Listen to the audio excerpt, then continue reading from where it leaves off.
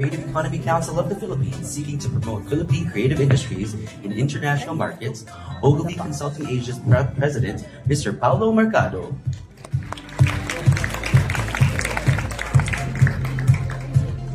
Managing Director of Concilio Operazioni, Inc., and Principal Architect at Concilio Poco Architects, Architect Leandro Poco. And of course, let's call back on stage Mr. Lhatu. Moderating this session is the co-founder of ethnographic and design consultancy firm, Curiosity, and currently professorial lecturer at the College of Architecture at the University of the Philippines, Ms. Pamela Cahilig. Welcome everyone, and I'll turn the floor over to Pam.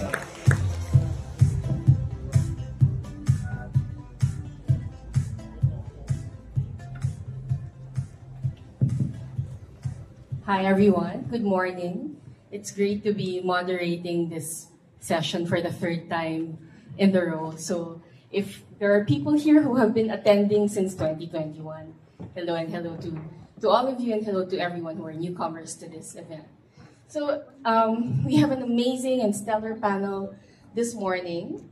But of course, let's start with a few follow-up questions first with Mr. Lhatu, who really gave an inspiring talk and really outlining the pillars and domains that come with gross national happiness.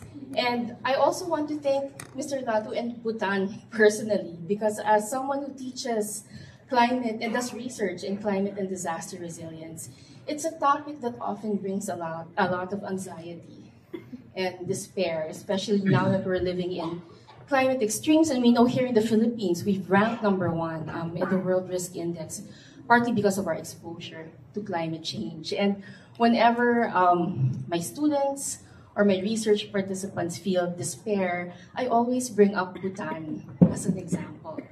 The window for action is increasingly closing, but you're showing that, even if there's not much time to act, we can act. And we don't have to be a big economy to be able to act. So thank you for that. And without much further ado, I think a lot of us are quite interested in how we can implement and operationalize GNS. So I suppose my first question is GNH.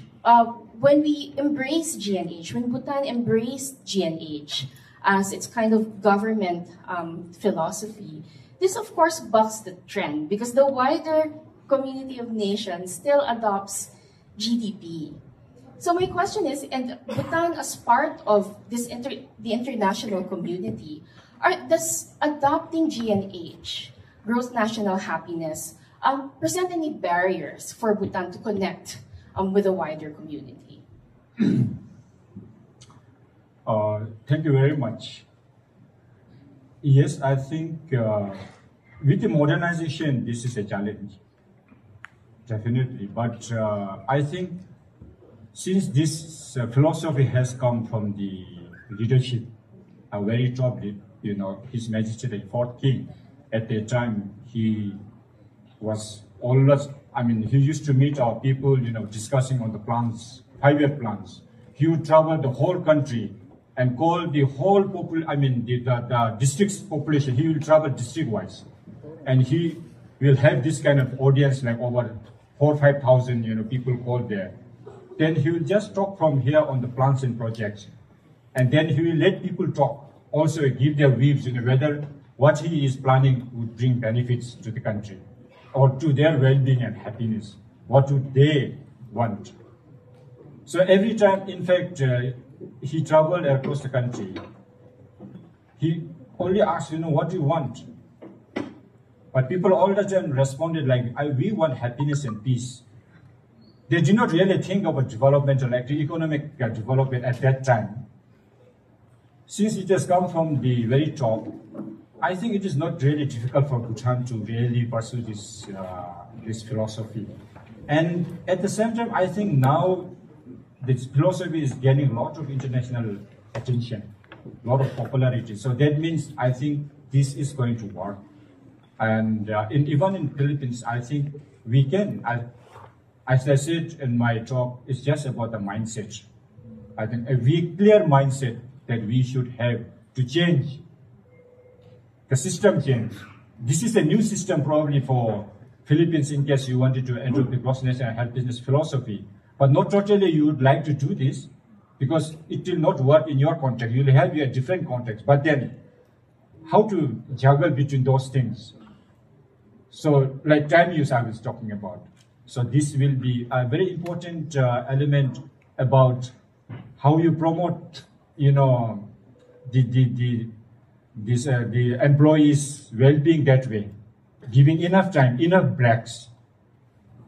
So these are some of the elements. I mean, I don't think it is really difficult to, you know, really change the system. So from somewhere, someone has to actually start. Some organizations, maybe some organization, you know, can really show this, and then maybe present in this kind of forum, and then, okay, we did this follow, and you know, how much productivity, how much we have gained, and all those things. If you come out with certain kind of a, you know, case studies, and I mean, done something that you have initiated, then probably this would work in other organizations. Then they'll feel, okay. So I think we can slowly, like, you know, adopt this way. One thing that I'm really taking away from just this conversation now and your presentation is the importance of leadership in making gross national happiness happen. And you've emphasized how it's bottom-up governance. And there's a lot of confidence when leaders really talk to the people, because it's evidence-based, and it's evidence that it's what the people want. And you have solid ground to develop policies from there and inform leadership visions from there. Now, gross national happiness requires deep systemic changes and turning away from, you know, the typical desire of just focusing on economic progress. So my next question is, from the time that the government started reforms in this direction, how much time till you saw impact? And what were the earliest domains that showed impact? Good question, thank you. I think it was not difficult to really, you know, create this awareness of this philosophy in the country. But it depended upon how we applied the philosophy, because as I mentioned, there wasn't some tools at that time when His Majesty pronounced that gross national happiness is more important than gross domestic product. So what kind of tools should we apply his philosophy? So this was like the 4 pillars in those 9 domains. And you know, after like 10 years of our, you know, basic developmental activities that have been started, then Bhutan tried to embark on a harmonized approach to development. From there, we kind of saw impacts. And the most important part is following this philosophy. Of course, it did not manifest, you know, I mean, it was not a very immediate kind of a result that you would gain. Definitely, it took some time to really, you know, take its momentum. But then, since, you know, happiness was always at the forefront of our leadership, we always like to really keep that in mind, you know, whenever we, you know, have the proposal for plans and projects and all these things. So he always issued a royal decree that, you know, happiness must be, will this project bring happiness? Will our 5-year plans bring happiness and well-being to the people? So that we have already made to study all our government bureaucrats. So that way it was not really difficult to implement. And then something very significant is the early got is the environment conservation. So His Majesty, the 4th King, I think from the very early age, he felt that conservation is really important, and the culture. So at the moment, we are very proud that, you know, we have our pristine environment. Our environment is so fresh, and this is something, if it was like we were concentrating on the GDP, then probably we could have cut down all the trees and sold out, and we became, you know, one of the richest countries in the world, because we have, I mean, huge forests. We can do huge logging and then export. But then we do not want to do this at a cost. You know, we wanted to also see, you know, how we can pass down to the generations, or the next generations. We cannot be selfish, I think, in this approach. So that's why in Bhutan we don't have traffic jam, by the way.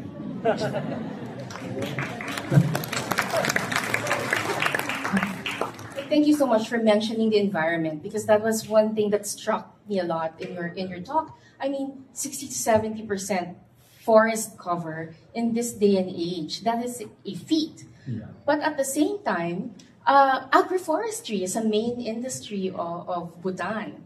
So I'm very curious, because natural resource management is often, in forest management in particular, is often seen as at odds with environmental conservation. So how are you able to reconcile these two objectives? Environment and? Conservation and forest management. The economic side with the environmental side. We have declared sanctuaries and parks, forest parks. About 52% is in that forest cover. The parks. So we declare national parks where you cannot cut down any trees or kill any animals in that area. So besides that, we need a 60% to 60% the minimum forest cover of the area. So that's not difficult actually. Even the we'll have to. I think they have their own technical terms to thinning of the forest, and then also replantation. We take also replantations, and we are planting now. We are going to plant in the next 5 years about 10 million trees in the damaged forests, in the damaged and the barren lands, because we do not really want to degrade our environment at the cost of economic development or some. We need economic development, but then not at the cost of all the social well-being and the forestry and the environmental well-being of the country. So that way, I think we are very strong, and everybody knows. Even to cut down a small tree in the forest, you are not allowed to do until you get a government permission. You have to get a forest permit to cut down that one tree. So if you cut down and if somebody sees, and then that guy will report, so this guy, and then you be penalized. So that that system is there now. Just having to apply for a permit just to cut down one tree, that really shows how much people care about the environment, right? Many cities and many countries are trying to adopt GNH for their own, and I suppose some of these do it better than others. So in your observation, what have been the critical success factors for adopting and localizing GNH? This is something very difficult, I think, because to really know about other countries, how they would actually do this. But for instance, in Bhutan, even if we develop our cities, we probably have our cities. The plants and very long time ago. So this is little bit congested. Our Thimphu capital is little bit congested, but we are trying to diversify that congestion through different ways of diverting the traffic from a different route. We have enough space. So, but to implement, I think this, as you mentioned, we have to localize these GNH values very much. So not you cannot adopt the whole principle here. So it has to be with the local context and its values, the conditions in the local community, for instance. So it will largely depend upon the context of their local, Okay, last question for the follow-up, but we will definitely get back to you, Mr. Lhatu, towards the end of the session, is, even the mention of happiness as, a key value of the country, that is very historically rooted. And your pillars include, value for culture and tradition. But at the same time, Bhutan has adopted many innovations in hydropower in particular. So how do you balance this tension between culture and tradition, but also embracing innovation? How do you decide on what innovations to pursue? If you could share a little bit more about your process. I think that's a very good question. We encourage innovations. We encourage, any kind of hydropower projects or anything. But those innovations, projects have to align with the GNH values. So they have to have the elements of GNH pillars, GNH 9 domains values. So if they fail in that, then probably, you know, as I mentioned about the community clearance. So the community will not, allow you to establish that.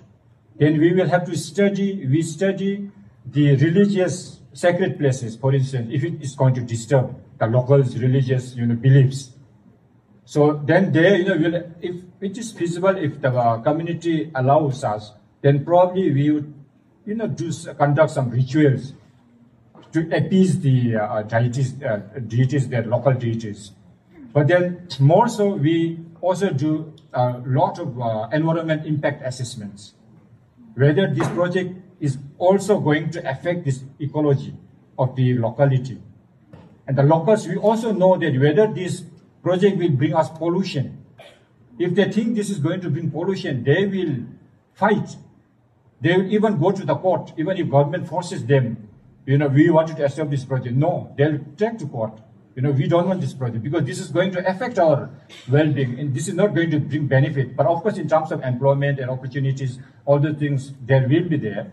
But then not necessarily that, they really look into this kind of opportunities. So they really look into the long-term sustainable projects, and innovations have to come with the values of GNH, principles and all those things. Then probably we'll get through. But we are not like saying we don't want innovations or like anything to develop and all that. But we are very careful in our approach to development. Thank you very much for that. And as a social scientist, I really appreciate your emphasis on local knowledge and local beliefs. I think we can learn a lot from that example. And speaking of local knowledge and local beliefs, I'd like to turn to the rest of the panel, starting with Diane and then Paolo and Carmen. Personally, what is your definition of well-being? And since we're at the design conference, what does design have to do with well-being? I think well-being has a lot to do with wholeness. Your sense of being complete and whole as a person, as part of a community, and as part of a broader country, a nation state. And to me, when you talk about gross national happiness, what it really means is a sense of common good. And defining a sense of common good at multiple levels operates at different scales. That's why the mention of having local consultation is a vital thing, because you don't want a national leader saying, "Hey, everybody be happy." And okay, we're happy now. So it has to come from it has to come from the localities and the local populations to define what makes them happy. And I think it's vital. It's a great thing that that was emphasized during Mr. Lhatu's talk. The other bit that I also find important in understanding wholeness is how well you account for everything. And gross national happiness, part of what makes gross national happiness very challenging to implement is, unlike GDP, you just measure everything that gets out of the factories and that gets exported. Gross national happiness, you have to measure the soft stuff. You have to measure all the stuff that no one really accounts for. That's partly the reason why modern societies in the West are seeing a demographic decline and this social collapse in also in values, because they've been focused so much on producing things, the hard intellectual work, but no one's been paying attention to the spiritual, the emotional, and the social work that unfortunately we Filipinos as a diaspora country, we're the ones taking care of that for them. We're the nurses, we're the doctors, we're the caregivers that manage everything else that they've forgotten to account for. And I think if we really seriously look at gross national happiness, we need to take a holistic accounting for what it really is that matters. Thank you so much for that. What about Paolo? Yeah, first of all, I'd like to thank Mr. Lhatu again for it's a very inspirational sharing that you had. I do have three strong points that inspired me. One is the one of the commitment. It's not just that they currently have 70% forest cover, but there's a commitment to 60%. And I heard from one of the audience members, the Philippines is below 7% at this point, which is okay. That's one. So, but commitment is key. The other one that I found very striking is in the pillars of the GNH policy, time, the sacredness of time. And in a country so dependent on BPOs, that is tremendous. The BPOs is the business process outsourcing. It's a 24/7 industry, and it's contributing a lot to the economy, but it's also destroying the health and wellness of the people who serve it. So that was very, very striking. And the third one, which is very Buddhist and very deep, was happiness is knowing the difference between more and enough. I said, wow, that's very inspirational. Now, maybe to answer the question in a roundabout way, but not too long. This venue is very striking for me because in 2017, Rhea had organized together with the DTI the first Creative Cities Forum here in this venue. And at that time, we set the ambition, part of the Creative Economy Council, collaborating with DTI, of having the Philippines on the list of the UNESCO Creative Cities. We had 0 in 2017, now we have 3. And it was all a matter of just intent and desire. And I think with this talk, and I'm very hopeful, in fact, I mean, on a national level, when you take a look at it, it sounds very depressing. Can we achieve this? But I have faith in LGUs. That with certain cities, mayors, and visionary leaders, this can be done. You know, and what I admire most about how it's being implemented is that it's metrics based. You know, it's not fluffy. Yeah. You know, it's not a hippie policy, you know, of peace, love, and happiness. No, it is very concrete, very measurable, and it is measured, and goals are set over time. And I do think that and hope that this session today inspires, if there are LGUs present or if it can be shared with LGUs, that it really helps the LGUs embrace happiness at a very local level as a key responsibility of government. So for me, that is my strongest takeaway. How design comes into this? Yes, you have to design it. Once you set the objectives, you have to really critically take measures and interventions to make it happen. Thanks so much, Paolo. I'm going to follow up on some of your points later on. But let's go to Carmen.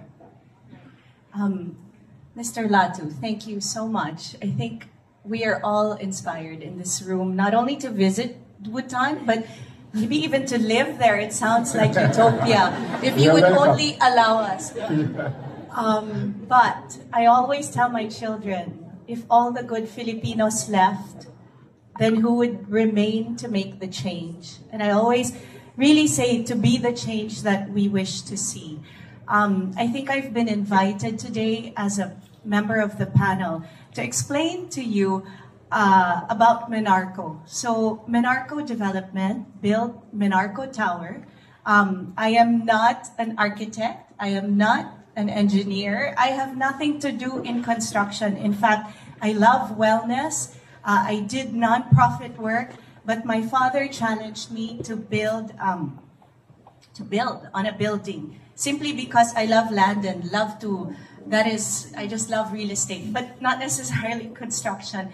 In any case, to your point that it is about leadership, I could not, as a Christian, knowing that it's all about taking care of people and planet, and God wants us to do that. That's why we are here. I couldn't just build a regular building. In the course of it, it was a long, hard journey of trying to change the mindset of our contractors, our designers, to create something that really at that point only I could see. It was really, really difficult. And believe me, blood, sweat, and tears for many years because it was so hard. It was inside me and I wanted to express what I felt a healthy building should be. And I think I frustrated the living daylights of everyone that worked with me. But because I was, I think, insatiable And I think I just would not stop, because having traveled and been educated abroad, I really knew what the Filipino deserved. And long story short, is with an all-Filipino design team, with an all-Filipino construction team, we have in BGC the healthiest building in Southeast Asia. It is WELL Gold, it is LEED Gold, it is WELL Health Safety rated, recently Edge Zero Carbon, and also Immune Resilient. These are all first world certifications that we have earned, and simply because we started with a dream and from someone that knew very little in the industry.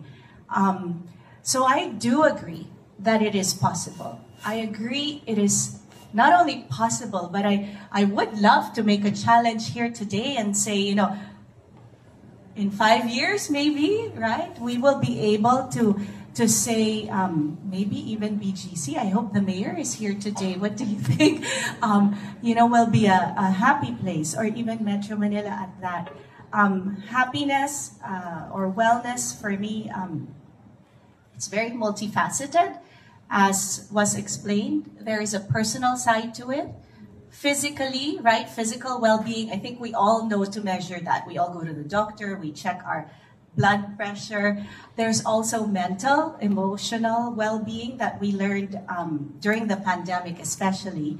There's intellectual well-being, I think, where we remain you know, cognizant and conscious, try new things. There's also spiritual well-being, where I think we need to connect to a higher source, so we know that we are not the only ones that have to trek through this world, but there is really someone bigger than us to help us through.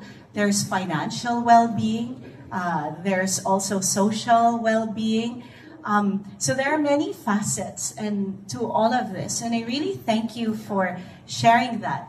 Lastly, what does it mean in my, you said, in my industry or in my line, whatever it is I'm doing? So in the development world, it's really about having empathy. I think that was the very beginning of Minarco and why we exist. Because we exist, so we build better, so people can breathe better, live better, work better, play better. And right now, you're breathing. I think we take about 6,000 breaths a day.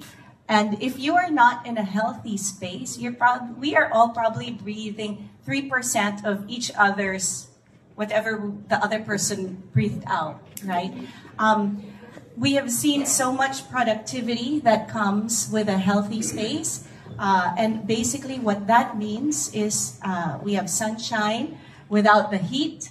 We have ventilated or fresh air that comes in, and it is ventilated because we spend 90% of our time indoors. And while we always, you know, in the Philippines, we're always talking about outdoor air pollution, the indoor air pollution is actually what's causing everybody to be sick. So there is a whole, we can talk all day about that, but I think that's a little bit. I just want to whet your appetite that healthy spaces are possible. Demand for them in your city or in your workplace. If you want to go see one, Minaro Tower is open. We do visits. So there, thank you. Thank you so much, Carmen, for operationalizing what healthy building means. And I think that's really appreciated by the audience. And I work with both architects and doctors and health professionals, so I know what interdisciplinary challenge that must have been, right? And I appreciate, you know, I think everyone here echoed Mr. Lhatu's points on the need to be holistic. And so speaking of being holistic and talking about design as being holistic practice, I want to turn to Paolo. What is the value of thinking of design in a holistic sense, in a broad sense? Because we usually associate design with, you know, a product focus. But one of the things that I've always appreciated about the Design Center is the continuous emphasis that we need to think bigger than this, broader than this. We're talking about gross national happiness. We are talking about designing life now, not just products. So why is that important? Why is the design lens important? So also for the record, I'm not a designer. So I'm here actually because I'm helping the Design Center in the DAC craft the National Design Policy. So the 5-year plan 2025 to 2030 and the role of design. One of the most critical elements is that moving up the design ladder. So the design ladder was first formulated by the Danish Design Council, and it specified 4 levels. Level 1, no design. And they were talking about private sector, but you could apply it to public sector. Design is not mentioned, it's not valued, etc. Level 2, design is form. Ambience, magkano ba ang ambience dyan? So what you pay for to create form, whether it's product or whether it's spaces. Number 3 is design as systems, so it's about processes, etc. Number 4 is design as strategy, but business strategy, how do you do it? Now, the Australian Design, not council, but another institute, actually added 2 levels. Level 5 is design as a catalyst for social change, and number 6 is design as culture, cultural value. And one of the key things that we have said is that if we're going to establish this roadmap, let's aspire to level 6. Yes, we still have a lot of groundwork to even move from level 1 to level 2 of putting design as a value in MMDA projects, for example, human-centric design, things like that. So while we still have that to resolve, we need to aspire to level 6, that design is culture. That design must be a cultural value. In fact, it was Architect Royal during our brainstorming who said that people talk about design should reflect Filipino culture, which is true, and it should. But let's be bolder. Let's also look at design as shaping the culture we want. And I do think that is what is really very inspiring about this talk. There are other 2 points that I'd like to make. One is also, which we're putting into the National Design Policy. Design must be a right and not a privilege. We are very capable of good to great design in the Philippines. We are. But it comes at a price. So I live in BGC. I go jogging. It's my favorite thing to do. Did you know that you can actually see the border of BGC despite there are no gates, in BGC? But there is a very clear border. Any guesses what that is? When you know that I'm not in BGC anymore. Oh, I'm in BGC. It's a very simple thing. Overhead electricity lines. You're in BGC when there's no pansitan of electricity. You're outside BGC when the pansitan is there. Now, it's funny, but it's not. Why should BGC be one of the only enclaves to benefit from a design like that? Because what it means is it's not just aesthetics. It's resiliency to storms. Why do you get blackouts in certain areas? Because the storms hit the cables. But the point is, design needs to be very, very inclusive for us. And the last point was really embracing design as culture. And that a shaper of culture is something that we're putting into the NDP as well. Thanks very much for that, Paolo. I work in the field of humanitarian architecture as well, and it's being able to bring good design to, for example, people who are affected by war and disaster is one of the conversations that we're having. Dignity and aesthetic is deserved by everyone, not just because they're recipients of aid, but because they're people. Design is a human right. Thank you for bringing that up. Simple things like sidewalks. Yeah.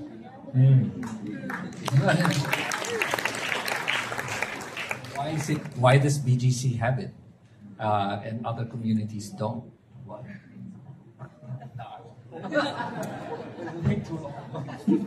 I want to turn out to Carmen because you mentioned, you were given the challenge to build the Minaro Tower, and you said you have no construction background, but you have a background in a lot of other things like art and wellness.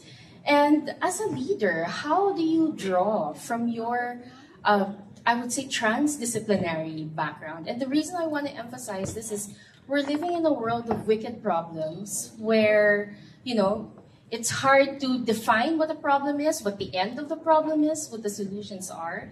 And people working in spaces that use wicked problems as a framework emphasize the need for cross-disciplinary collaboration. But I think you take it further because you're cross-disciplinary within yourself. So how does that help you as a leader?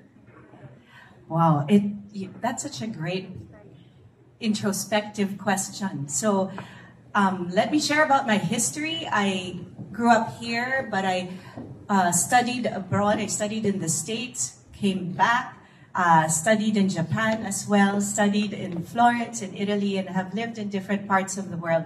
I love just the exposure to everything that I have seen, and I think I am a sponge.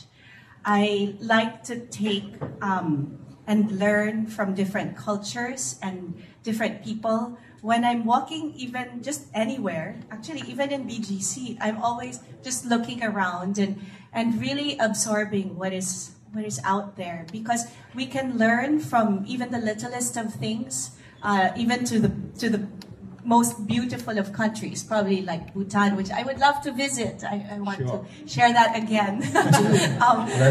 But having the cross-discipline, I think, has allowed me to have a lot of empathy.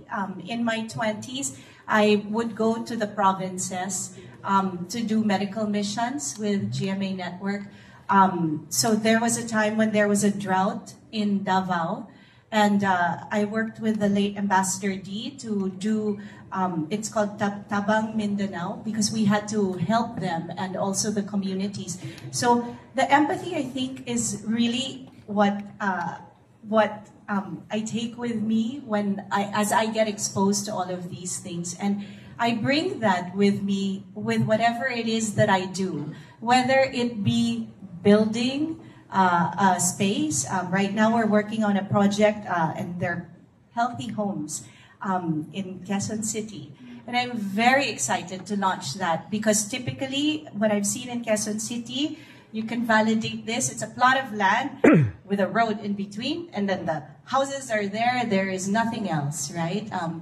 And for Minaro, we have really worked very hard for the past year and a half to reimagine what it means to live in community. What do people really need? What do senior citizens need to thrive, and even young children? So I think it's being an advocate for wellness, for holistic living, for focusing on the other.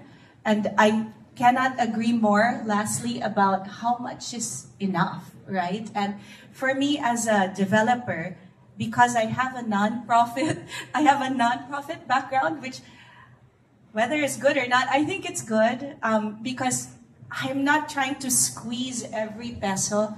I actually want to give back. And for those of you that are here, that are, you're here because you are in a sphere of influence where you can change things, where you are. We are always made to decide between two things. I urge you to keep looking back at this and know that that decision can breathe life into many beautiful things if we just have the courage to do so. Call me if you need courage. I think that's my main goal here today. Thank you. Thank you so much, Carmen. Lastly, let's go to Lian. Lian and I were Twitter mutuals for a while and finally met here. So I know you because of your research on space syntax. And one of the things that I learned from your research is really how it confirmed just how deeply segregated Metro Manila is as a city. So could you elaborate on that a little bit? And what do you feel is, how does the segregation affect our daily well-being here in the city? Oh, tremendously. Actually, space syntax is like data analytics, but for urban planning and architecture. So we use it in our practice. So I work with my father with Poco Architects, and we design commercial buildings, shopping malls, office buildings, and we pay attention to user experience and how evidence from users informs our design. And then it's urban planning. For the urban planning component, we use spatial analytics because a lot of the new developments and subdivisions and estates are very prescriptive, and because they don't have a community of users yet, it's really just the vision of the architect and the developer saying, I want it to be like this, and let's make it work. So space syntax allows us to understand the lay of the land and the context, and kind of use that to inform how to make these new estates a little bit more walkable, a little bit more livable, and a little bit better than what is status quo. Now, talking about gross domestic product and the pursuit of wealth and affluence is one of the things. This is a centripetal. It creates centrifugal forces that affect the sense of common good. And one of the centrifugal forces is that as soon as someone can afford to attain a certain degree of affluence and comfort, when you are able to get on the middle class ladder, first thing you do is get out from where you're currently staying and find a better place to live in, and if possible, cocoon away from the context that you came from. It's very alienating, because what happens is you take yourself away from the social network that you were originally part of, and you implant yourself into a new community that is perceivably safer because there's a gate, there's a fence, and there's a guard. So it started off, the history of this comes back from World War II. After World War II, a lot of banditry was occurring, and a lot of the wealthy of Manila had to go move into the subdivisions in Makati because of the risk to their lives and property. And this trickle down unclavization is what you're seeing, not just in Metro Manila, but in almost all our north and south of Manila. So that's the reason why the daily commute is so far. Because first of all, our residential areas are intentionally excluding commercial activity. It's not mixed use. And then for you to get from your house just to the main road to be able to commute, you need to take a tricycle or you have to walk quite far. Then when you get to the main road, you have to take maybe 1 or 2 more rides just to get on the main transport to get to where you're going, if let's say you're working in the business district. So our communities are intentionally deep and intentionally meant to segregate ourselves from each other. And in exchange, what we create is instead of having one common good, what we have is a series of common goods. So you have village associations and condo corps. They're now the ones who define the sense of common good for each other.